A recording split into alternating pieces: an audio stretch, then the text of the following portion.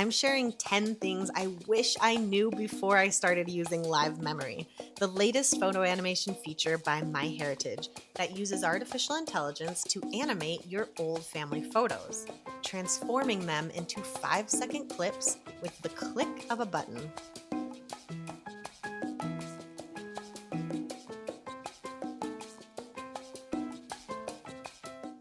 It has been 5 months since MyHeritage released LiveMemory, their latest photo animation feature, and like the rest of their unique tools, it's easy to use.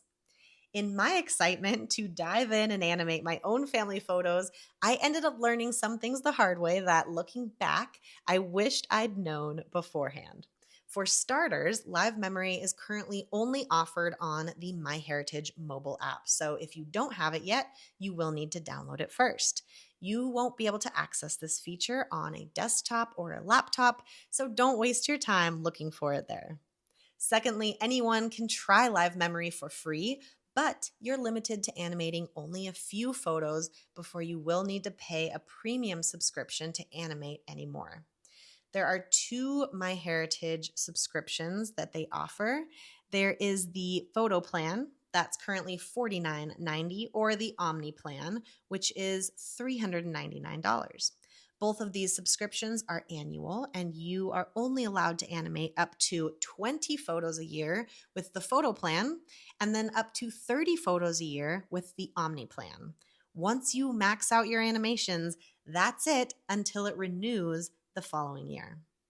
The third thing I wish I knew is to select your photos carefully and how to do that. Choose photos with interesting content. Put some thought ahead of time into which photos would be the most meaningful for you to animate. Some photos will get a better result than others, so be sure to select photos that are of good quality. Pixelated or blurry images generally won't work, so if you run into that issue, you'll need to choose a photo with higher resolution. You also want to look at the subjects in the photo. The angle of their face matters. And it's better when the subjects are looking straight ahead with their bodies facing the camera directly. The more visible their faces are, the better the clip you're likely to get. Number 4, LiveMemory will also work on non-human subjects, including animals, cars, and planes, for example. So you aren't limited to photos that are focused just on people. These elements might even make for a more interesting result. Speaking of number 5, photos that capture movement tend to get some of the best results. For example, a photo of someone riding a bike, a couple dancing, or someone playing an instrument. These types of photos will often produce a more interesting result.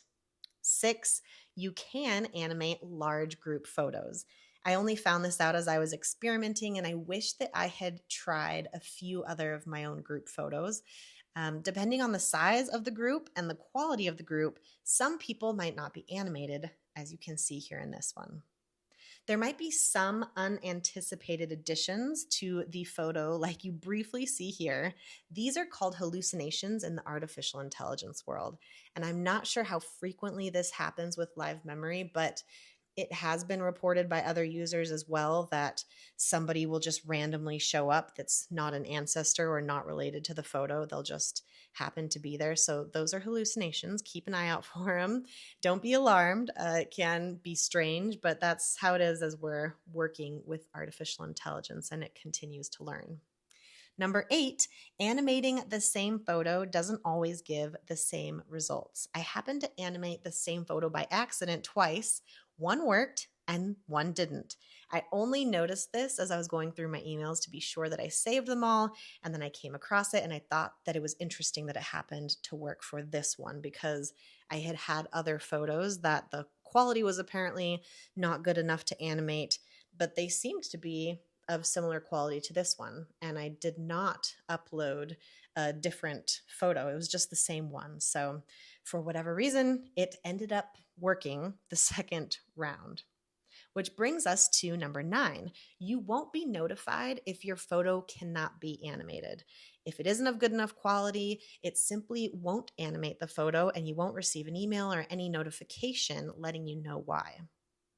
Lastly, number 10, more enhancements will be added with time. So don't go maxing out your animations right away if you want to try the new features as they're released.